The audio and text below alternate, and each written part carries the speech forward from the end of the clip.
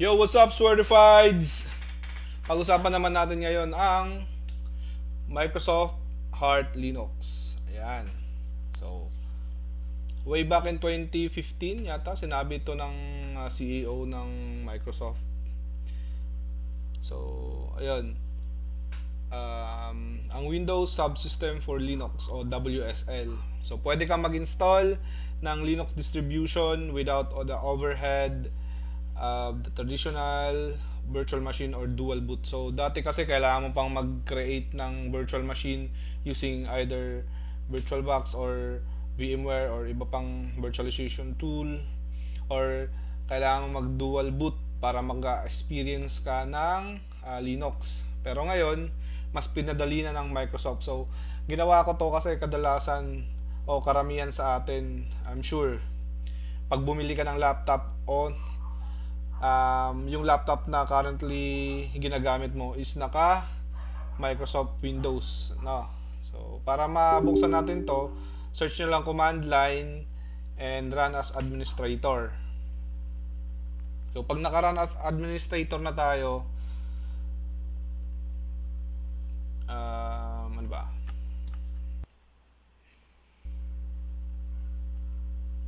Meron tayong mga commands dito sa gilid. Subukan natin ang wsl-list online. So dito, makikita natin yung mga pwede natin i-install na Linux distribution. So merong Ubuntu, Debian, Kali, iba-ibang klase ng Ubuntu, Oracle, yan. So marami pang iba sa baba. Yan ang mga pwede nating i-install. Tapos, since kung gusto mo mag-install ng iba bukod sa Ubuntu, kasi Ubuntu yung default, gayahin mo lang tong command na to, wsl-install -d, tapos kung anong distribution yung gusto mo. Pero tayo, Ubuntu lang tayo by default. So wsl-install lang tayo. Alright. So, antayin lang natin install tong Linux. Medyo matagal to. Tapos kailangan nating mag-restart after installation. So ayun lang ang downside usually ng Windows na system. Kasi every after update or installation ng isang software ay kailangan nating mag-restart. So medyo downside niya yun. So pero ang Linux hindi nangyayari yun usually.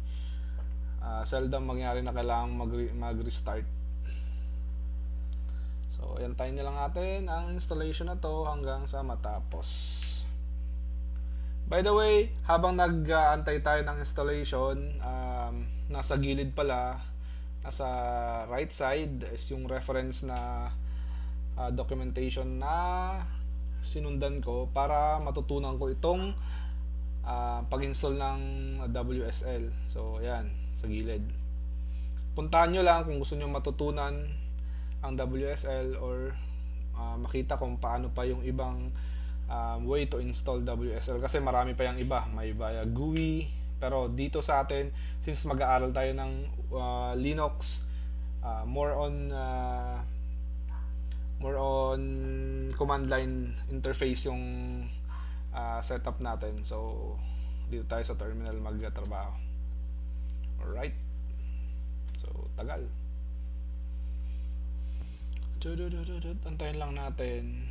Ayun, tapos na. Sabi dito, Ubuntu has been installed. Tapos, the requested operation is successful. Changes will not be effective until the system is rebooted. So, kailangan din mag-reboot. Yan sinasabi ko sa inyo kanina. Reboot tayo para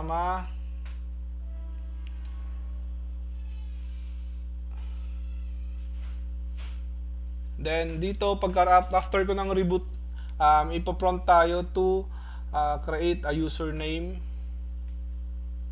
So kailangan natin mag-create ng username. So ang username ko dito is si Rudy. And then pag nag-create na tayo ng user, ipo-prompt tayo to create a password. So, dito sa Linux, pag nag-create ka ng password o nagta-type ka ng password, hindi niya pinapakita yung tinatype mo, pero nag-input yan. So ganun din ang gagawin sa pangalawa, to retype the password. Yun. Successful na yung creation natin ng user. So meron na tayong user sa ating Ubuntu. So open lang natin ulit yung ating notes. Ayan, para ma-display natin. Alright.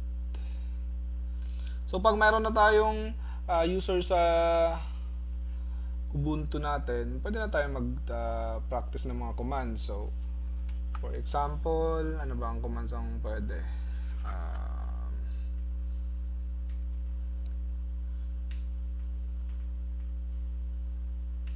Ano ba? ls, ganyan. To list yung laman ng directory mo, o yung print working directory. Kung nasan tayo, nasa /home/root tayo. Tapos pwede tayong mag-create ng files by using the touch command. So yan, mayroon na tayong na-create na file.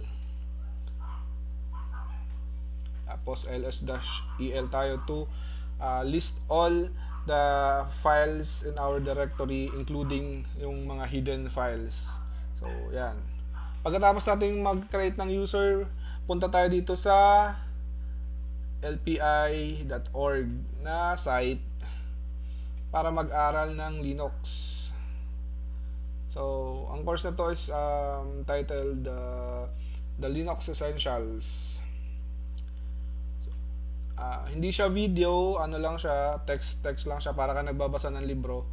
Pero ito yung ginawa ko dati, nagbasa ako nito para matutunan ko talaga yung Linux. Kasi pag sa mga video lang kasi, usually may ini-skip sila ng mga details. Pero sa libro, detailed talaga yung lagay ng mga information, lahat ng pwede nyo malaman, lahat ng tungkol dun sa command na yun is nandun na. So try tayo dito ng isang lesson. So command line basics, dito yung echo, history, yan. Tapos pwede tayo mag-try, proceed tayo sa first lesson. Yan, iba't ibang klase ng shell, kung ano yung PS1 natin. Yan, try natin tong command na to. Pwede kayong mag-try ng command na galing dito sa guide nila, and then susubukan natin sa ating terminal, sa command line natin. Ayan, tingnan natin kung parehas yung result. Yun, basta guide lang siya, and then ikaw na bahala mag-try kung anong pwede mong gawin sa iyong terminal. Pwede mong sirain to, hindi naman maapektuhan yung main na Windows mo. So pwede mo i-recreate ulit, install ng bagong distribution, just in case na masira. Ayan. cd is change directory, dot is yung previous directory, yung parent directory. Tapos ito yung ls natin. So, i-close natin yung mga windows. I-try natin, for example, nag-restart tayo o gusto natin pumunta sa Ubuntu kung paano. Punta lang tayo sa command prompt. Then, type drop down. Hanapin natin yung Ubuntu. Yan, para ma-access yung Ubuntu na machine natin. Yan, pwede tayo mag-issue ng mga command dyan, lspwd, o gayahin natin yung guide doon sa lpic 1 Linux Essentials pala, sorry. Ayan. And that's it. Pwede na kayong mag-create ng mga commands, scripts. So follow Swordify for more guides. Alright, bye bye.